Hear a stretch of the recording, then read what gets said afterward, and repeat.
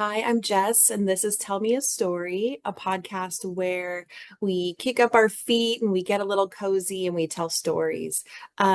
This is episode 3 now of this little storytelling fun experiment. And it is an idea that is starting to take shape, that I didn't have fully formed when I started to press record and have these conversations with the help of my dear friends, one of whom you're going to see here in a moment. I'm so grateful to them for sitting down and telling stories with me. And the intention here is to I don't know, be more purposeful about having those conversations that we tell around the campfire, at a bar after a long day at work, when you're on vacation or sitting on a train telling those stories.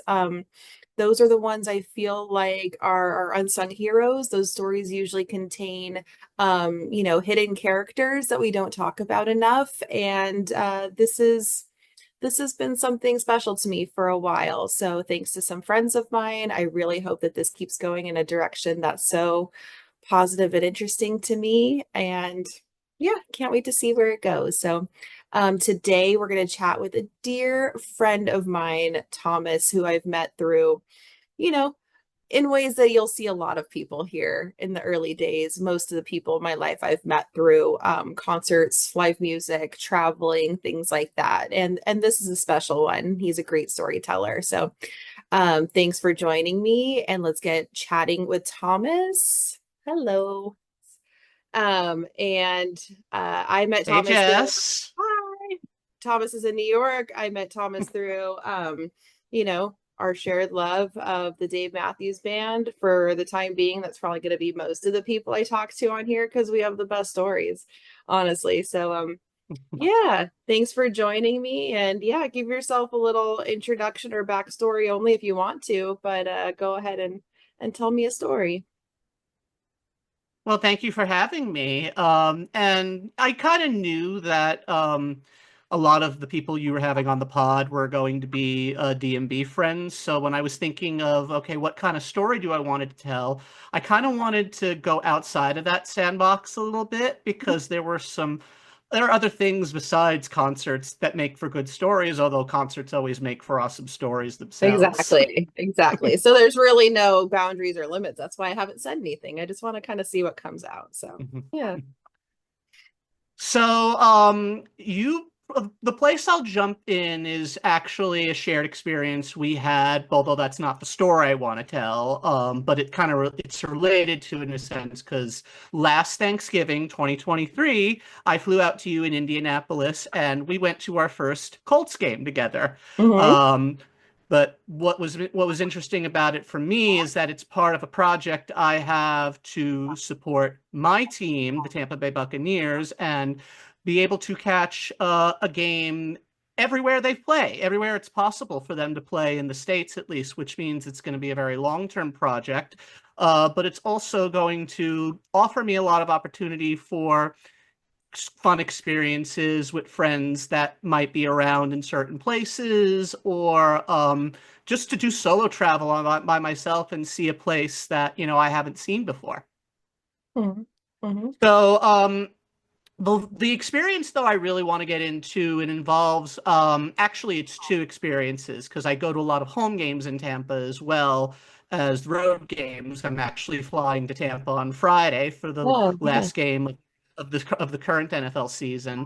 And it involves two games I took in with one of my dear OG DMB friends named Vito, who lives in the Hudson Valley area of New York City, but grew up in Buffalo and is a massive Bills Mafia person. Hmm. And if you're a big football fan, you may know that, Bills fans are rather infamous for certain antics that they like to undertake while they are either supporting their team at home or on the road. Hmm. You probably have heard the "we're going to set a table on fire and throw ourselves through it" WWE style in the past. But there are other experiences that they've gone through. And the first time we went to a game together, it was down in Tampa. Vito traveled down there with a club of backers that are based in Atlanta, which is where his son went to grad school. Mhm. And that day we weren't sitting together, but he was on the other side of the stadium from where my seats are normally seated, next to if you haven't been to Tampa, this is where I explained they have a gigantic pirate ship in the stadium as Mhm. kind of like a fan feature is what is how I'll call it. But what a lot of people don't know is that when opposing team fan groups come in, they're typically set up in a section right next to the pirate ship. Mhm. And Okay. if you're and you can't always tell on TV, but they play when they fire the cannons, it's very loud. And so what one day, so during the game, it's going well for Tampa, it's not going well for Buffalo. I know Vito's in the stadium with his group, but I don't know the story. But my phone pings at halftime and it's Vito, and he's basically telling me cannons are so loud. And I'm like, I warned you to bring earplugs, man. I told you it was gonna be loud over there. But so it's just that kind of fun, like, banter that we had with each other that particular day. And then last year I finally got to go up to Buffalo for a game, and he got the opportunity to show me, around town and get the whole Bills experience. And there were a lot of there was a day zero party like you would get before a DMB show, where fans of both teams would interact with each other, multiple bars in the area around the stadium. But then the really fun part was getting to go to actually see a Bills tailgate unfold in front of me, because it's Oh, not something I generally get to experience. yeah. So when I'm down in Tampa. So Vito is good friends with one of the more famous Bills Mafia fans known publicly, named Pinto Ron. And the short version of what his gimmick is that's not to minimize, Yeah. uh the fun and the story that's behind this, Mhm. is that he hosts a massive tailgate. They cook food out of a broken down red Pinto car that doesn't even run as a car anymore. At least that's what I remember. It doesn't actually run as a car anymore. But they just serve this massive tailgate spread. They take shots out of bowling balls that they've just hollowed out the insides and all that. And then there's this little spectacle that Pinto Ron performs with his family right before everyone goes into the game, where he will have a burger in his hand, and he's like, "This burger has no ketchup on it. I need some ketchup." And then from a car right next to the Pinto, he'll get blasted with like cannons of ketchup and mustard. And when we're done with all this, he'll have ketchup on his burger, but he'll also be covered in the mustard. Nice. And it's just and then he stands around for photo ops for 20-30 minutes, and then he has some sort of setup like behind the Pinto or whatever that he'll use to actually clean himself off before he goes into the game, because otherwise, it would be kind of messy being Yeah. in a stadium for 3+ hours just covered in Yeah. condiments. Jeez, he does So this every game? every game. And apparently, other than COVID, he also has a consistent streak of having attended every single Bills home game and road game as well. I'm not that extreme, Yeah. but I love it when people are able to be as gung-ho about whatever it is they love, like we are about DMB and they are Yeah. about football and whatnot. So that's just one example of very kind of little stories that I've Hmm. gotten to experience in my years of traveling to watch my team play all over the country. Haven't Yeah. had the opportunity to go to Europe yet, but that will probably be coming at some point down the Yeah. road. And then there are other and then there are other examples I can bring up of teams I support that are not, based where I live, that I've just adopted as, Mhm. a team that I will go gung ho for Yeah. and support. That's in my story a little bit, actually. We'll come back to that. Okay. But wow. I'm picturing it, and like everything in me wants to say, like, this doesn't make sense. Why are you getting so sticky? And I didn't know it was before a game. Like I thought it was like a spectacle, like after the game or something like that. Uh, and so, like, how did you get to know kind of Pinto Ron's backstory? Did you like, is this lore that you heard, or did you get to chat with him?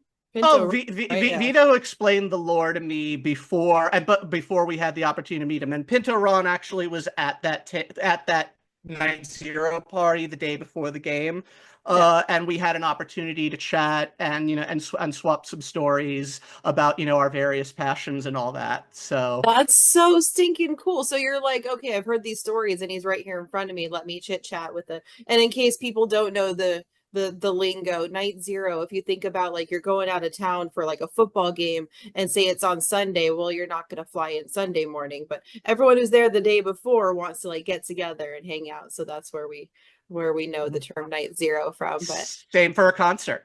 yeah, exactly. I learned about it through going to concerts. I'm like, that makes sense. I had never traveled before, so that is wild. Now, why do you think?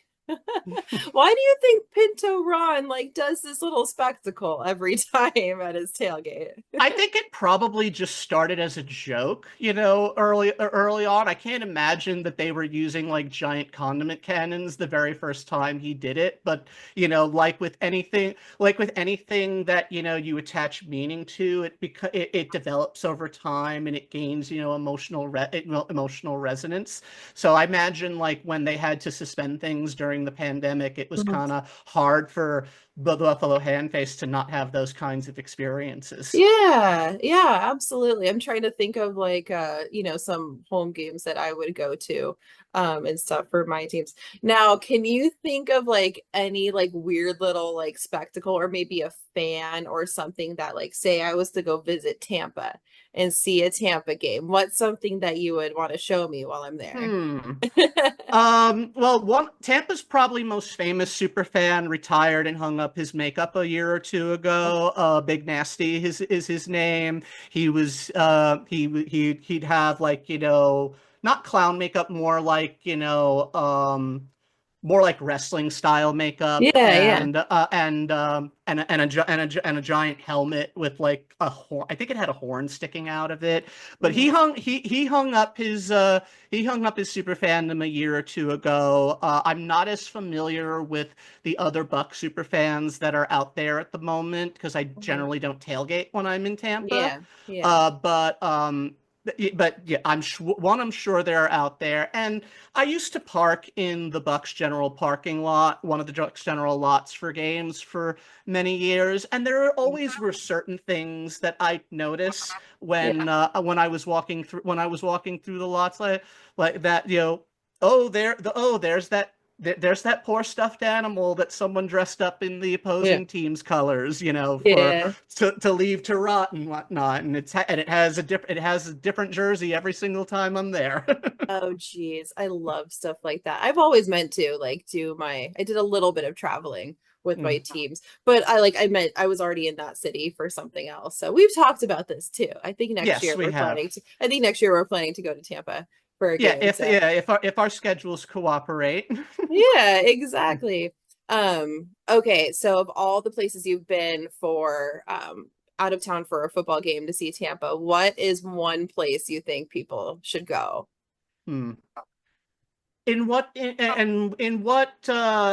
sense? Like is in like in terms of the fans, in terms of the city? I asked it like that for a reason, like what's something you think people should see? Like maybe you got like a good essence or you got a good feeling Hmm. about this place. Would Um, my little vague take on it. This might be a controversial take right now because of all of the media coverage they're getting in their years of success. But honestly, one of the earliest places I traveled to where I felt the most welcome by the local fans was Kansas City. Yeah, I think you told me this before. Yeah. Mhm. And of course, I'm programmed to hate them because I'm from San Francisco. As But as are a lot of people at this point. But yeah. Kansas City, I went there with a local friend who's also a DMB fan, and just being around people, everyone was just so accepting and welcoming. You know, there are sometimes sometimes instances where things can get rowdy and and obnoxious with football fan bases, but never experienced that in Kansas City. All the razzing that went on during the game was all in good spirit. And it was one of the earliest examples I had of, hey, I'm not going to be, getting the stick of death every single time I travel somewhere for a road game. I can go and enjoy my team on the road and, take in the local vibe and essence and just be chill and have a good time. And that was really when my NFL project kind of really gained legs for the first time, because before then it was like, how often am I going to be, welcomed? Yeah. Oh, There, that's great. That's why I want to do stuff like this too, Mhm. because what I see on TV from these guys, I don't like, because I keep losing to them. But I mean, it's important to know that, or humanize and kind of remember that we're all passionate fan bases, like we're all same on the inside. So I love that. Yes. I love Mhm. that. Thanks. And I love how you have to preface it every time you try and tell that story. You're like, okay, I know, but let me tell you, these people are actually pretty good and make me Yeah. feel safe. So Yeah, they're very good people. I At least love that was it. my experience. Well, good. Well, good, good. Well, you mentioned your friend Vito, Mhm. that he's one of your OG Mhm. DMB friends, and he stuck out to me. He seems like a cool guy, but I haven't heard of him. Tell me a little about Vito. I mean, Vito, I think I mentioned he grew up in like the Hudson. He grew up in Buffalo. He lives in the Hudson Valley. Retired school teacher. Two kids. Long beard. I'm sure he's played, Santa a couple of times at for various events and whatnot. But what made me want to bring him up more than anything else is that during the pandemic he had his own sort of creative project, like what you're doing, like what you're doing right now, only it's very ambitious. It was very ambitious, let's put it that way. Yeah, sounds He like it. saw Yeah. he's as big a live music person as anybody, not just D&B, lot of other artists. But the one that inspired this project of his was specifically Neil Casal, and what happened with, his how we lost him, unfortunately, in the years before the pandemic, or Mhm. or it might have been right at the pandemic. I don't remember exactly, but bottom line, he was the inspiration.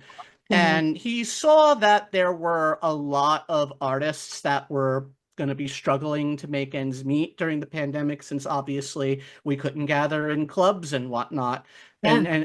and theaters and whatnot to, share in the experience of live music. So first on Zoom, then later over a streaming platform, he opened a virtual nightclub. And for about a year and a half-ish, from April 20 to summer 2021, he gave artists a platform to perform and get donations from, a very, very, very appreciative clientele of friends of his, and other people that would eventually latch on.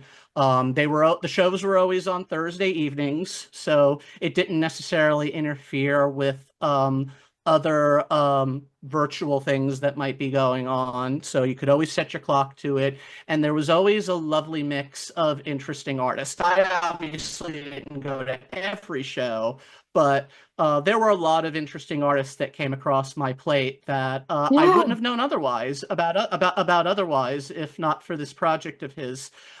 You can find it on YouTube. You can find the archives on YouTube. It's called Tree of Forgiveness Nightclub or TOF Nightclub, and it's all freely available. And I'm sure there are some shows there that are going to be not just worth a listen to you, but for anyone else who might be listening to this. That's so that those people like that have such a place in my heart. As what Mhm. we like so many people suffered in this global pandemic, and I want to say, of course everyone did, but artists and stuff like that and having an outlet is just was so hard to do. So um I when you mentioned that about Vito, I'm like, we've got to talk about that. Do you happen to know like what got him, what motivated him, and like and then also I don't know, walk me through like what one of the shows is like because I'm so Um, curious and I wish I had well, known. Yeah. he definitely didn't do this alone. He Mhm. had he had the help of friends that were, had that could do like the technical side and and handle that aspect and let him handle like more of the, promotional, being like the front man for it all. There was a guy who did there was one friend who contacted artists. There was one friend who handled streaming. It was very much a collaborative group effort, but Vito was at the front of it all. Mhm. In the old days of Zoom, they'd actually do like a pre-show gathering, which you'd have to pay a little extra for, where the artist would play a couple of songs for a smaller group privately and then do a little Q&A for them Yeah. before they got into the larger show. And then, the larger shows, it was like what you would expect a streaming show in that era to be. A lot of careful playing and, giving the crowd a moment to react. And Mhm. then when they transitioned over to the other streaming platform, that enabled, better audio quality, better video quality. They got a little bit more ambitious towards the end of the run. Like they were able to get a couple of artists in an actual like studio/performance space to stream from there, even if there weren't necessarily a lot of in-person people there. There was Mhm. one show at the very end where I think they attracted a substantial audience for the stream in person at the theater they were recording it at. Wow. Oh, So I love that. and I think it was just out of, he loves live music, and he just wanted, to do what he could to Mhm. give these artists a chance to make it through the pandemic and not have to give up on their dreams. Oh my goodness, that has such a place in my heart. So, and obviously had an impact on you, and you saw some Mhm. artists that you like because you said you're going to a show here soon. Yeah, Um, one of the artists that they featured regularly is a jam band called Dogs in a Pile, and they've been steadily growing their footprint oh, since we've been able to resume live shows in person. And in March, they're playing one of my favorite little venues in New York City called Brooklyn Bowl for the first time. yeah. And I actually haven't been there since the pandemic. So, this is going to be a good opportunity to finally get back there and catch what I know will be a couple of good shows. That's so special. Oh, thank you so much for bringing that up. Please Yeah, give your love, our love to your friend Vito, because that is some very special work. That's very important to me. And maybe I'll run into him one day and give him my thanks absolutely. And I'm in sure person. hopefully I'll get to do that in person in March because I'm Yeah. sure he'll be there. Yeah, awesome, awesome, cool. Mhm. If you don't mind, I'm gonna tell a story about you. Okay. And it's gonna have like a few like little side stories to get there, but just hang in there, okay? Okay. So my story when I sat down to think about Thomas, there was just, we've had, a few experiences together and they're very meaningful, but I feel like always layered with other things. We've got other things going on. So when I started thinking about this, here's some backstory. So I got married young and I separated by the time I was like 30, and I decided I needed to start traveling. No one Hmm. ever wanted to do it with me. So I only wanted to go alone at that point, right? No one else. So I Hmm. started small with Disneyland one day by myself. Because the last time I was there, I was with a group of friends and it was all like, I want to ride this, I want to ride that, Jess, why are you sitting down and having a drink? That's a waste of time, right? So I went on my own one day and I'll never forget. I ride the busiest ride first, right? And I sit down to have my breakfast with a morning glass of wine. It's a heavy Hmm. drinker back then. But I'm taking my time, I'm eating slowly. I was scrolling my socials and this woman walks by me and she's got a kid on each arm and they're really loud and they're dragging her this way and that way at Disney. And I see this look on her face. I don't even know if she like said it out loud, but she like looks at my glass of wine and she's like, where'd you get that? And I'm like, right there, lady. And I just keep going back to scrolling. I was kind of smug about it. I feel kind of bad about it, but I'm like, look, I made some good choices. Anyway, I went on to do similar things when I got like bigger in my travels. I decided Hmm. though I prefer to travel alone, because there's no one to weigh in on my day. There's also no one to blame when something goes wrong, right? Hmm. So like if we miss a bus and we miss a tour, like it's not because of me or it's not because of someone else. It's because of me, right? When I first started planning this Europe trip this past spring, I was totally going to do it alone. This is about DMB and, the reason that we met. And pretty much like half of my friends or more were planning on flying over for this Europe tour that they announced, right? And on trips like this, where I know I'll like see people that I know, I've gotten pretty good at holding my boundaries and saying things like, sure, like I'll be in the same city as you at the same time. Like, where can we meet for dinner? So I can like stay by myself and keep my quiet space to go back to, if I didn't want to stay with Hmm. people. So this time I was kind of warming up to the idea of traveling with people, partly because of budget reasons and it escalates quickly as it normally does. So all of a sudden, my 3.5 week trip, and now I'm only staying with people and I don't have any time to myself. So this was so far out of my comfort zone. So, anywho, part of this trip I spent with you. Hmm. Now you are one of my very favorite people to travel with. So I couldn't wait to tell the story. You were already in London and I was flying through the night and I was basically heading like straight to this concert. And I don't sleep on planes or trains, so I know I was going to be very sleep deprived, right? We knew this. I've been on long flights before, but I used to drink the whole time. So I had no idea how this was going to go. So I land and I meet up with you, and you help me find coffee first. Very Hmm. important. And you're already familiar with the tube lines, so I didn't really have to worry about anything. And we had another show planned for the next day. So the first night I got there, we went to a concert, Royal Albert Hall, my bucket list venue. I was so excited. I was riding adrenaline. I still couldn't even go right to sleep afterwards. So I was up for like 40 hours. We had another show planned for the next day, and I told you beforehand, hey, do you mind if I sleep that day until like 1 p.m.? Right? I think that should be sufficient for me to like rest and regroup, hopefully no jet lag or whatever. I had so much anxiety even asking you that. like it would be such an imposition, I would never ask for that in a past life. We had a small hotel room and everything, but you planned your day without me. You were quiet as a mouse and you just let me be. So I rested, I woke up slowly, and I was ready at 1 p.m. as promised. And I felt so good. So good knowing that I had successfully like nailed down what I needed to not be a zombie for a few days. And I felt good because I felt confident enough to speak up and say that. Like there's always this pressure if you're on vacation to go to do things like uh Mm. but I got to have a human moment and be realistic, which was cool. So thank you so much for letting that happen. You're welcome. And Yeah. the and what you said about traveling, being on vacation and feeling the pressure to fill up your time as much as you can, that's something that resonates with me a lot.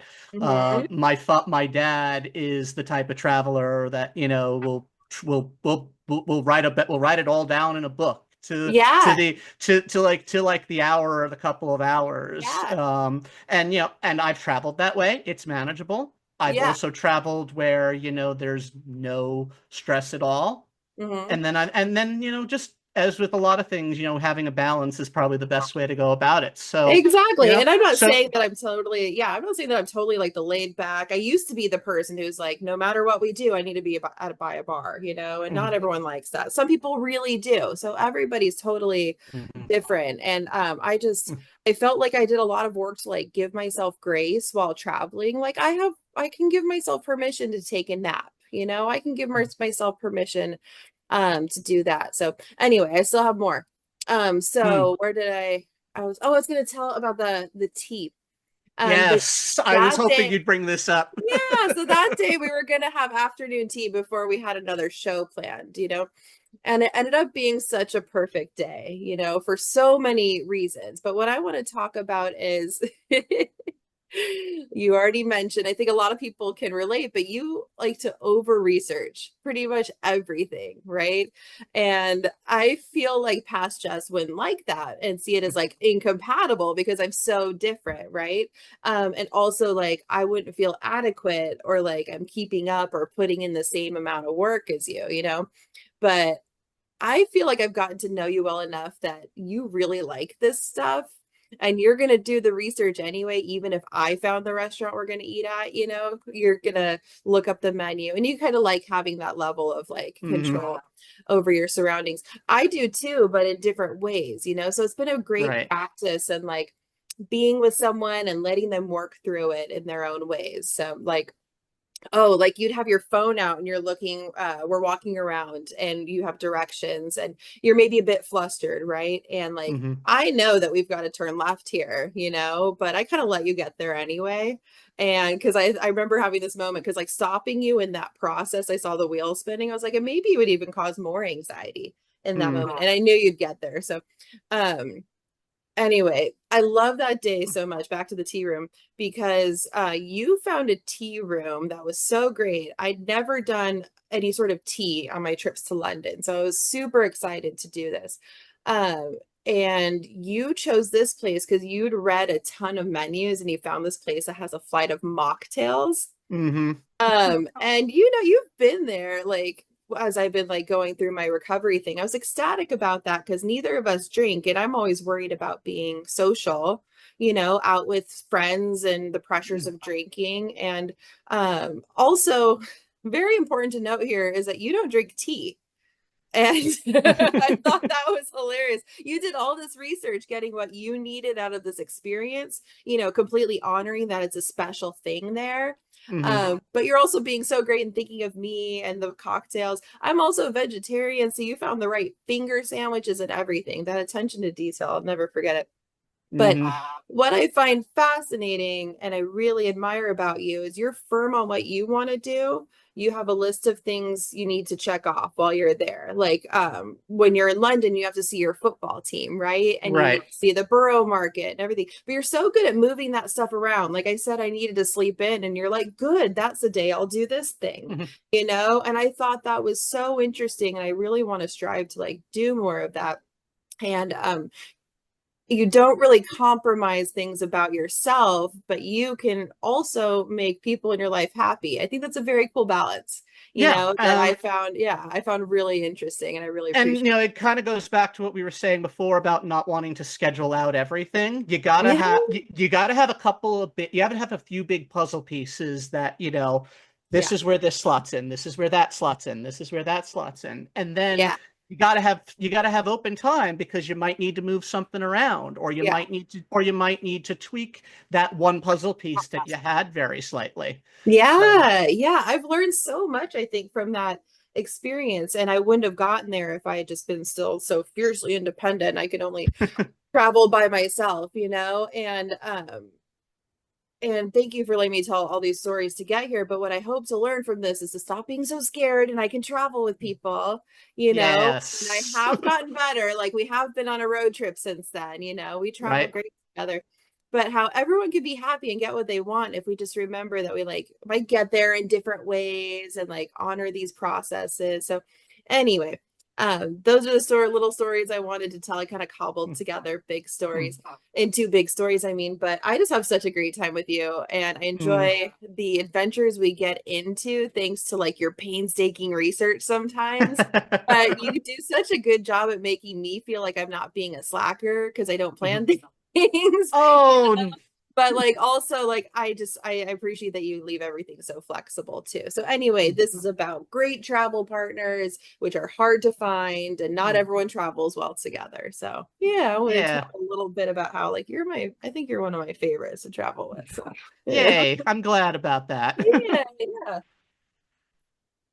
Pardon me. So cool beans. I really enjoyed that. So do you have anything else that you want to chat about? Do you have any other? Well, I mean, you said, tell a story about you, and what I have in mind kind of ties both back into the sports experience and also to this experience of, having a puzzle piece in mind and Yeah. being flexible with it.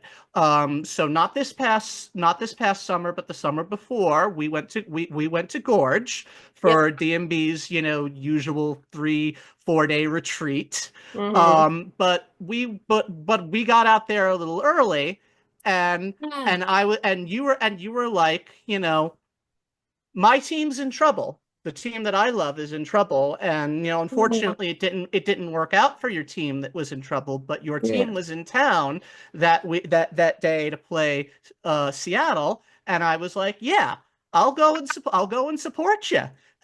So that's how I ended up wearing a big green shirt that said "sell" across it, and it was, and what was funny about it was that you posted that picture of us in the shirts on socials, and one of your friends was like, "Isn't that my shirt?" And Yeah. I was and I was like, "Yeah, I'm just borrowing it for a little bit. It's still yours." Like we're still trying to spread this message here. So thank you for joining my Mhm. our hashtag FJF. For those who are in the know, didn't work out for us. We're talking baseball now. This is my Oakland A's team that are no more as of recent. But yeah, that was also something I was kind of mulling over talking about with you too, because that may have been like the first time we met in person, I think, after. I mean, that could be the first time we've done something together other than a DMB show, Yeah, yeah.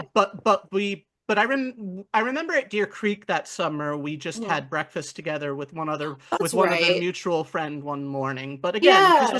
this was the first time we had done something outside of the context of Yeah. DMB, and not only did we do go to that game, but I also took you to dinner Yeah. at my favorite restaurant in That's Seattle another great example. called Yeah, because you're like, when I'm in Seattle, I go to this restaurant. And I'm like, when I go to Seattle, I need to see this baseball team. Like, we're both doing our thing, thing. And, but it's just like, oh, we're just going to share in these experiences. And that was one of the best pastas I've ever had in my life, by the way. So thank you for taking Yeah. me to your. And this is called Bizarro on Mhm. in the Wallingford neighborhood of Seattle. Mhm. It's as just said, it's fabulous.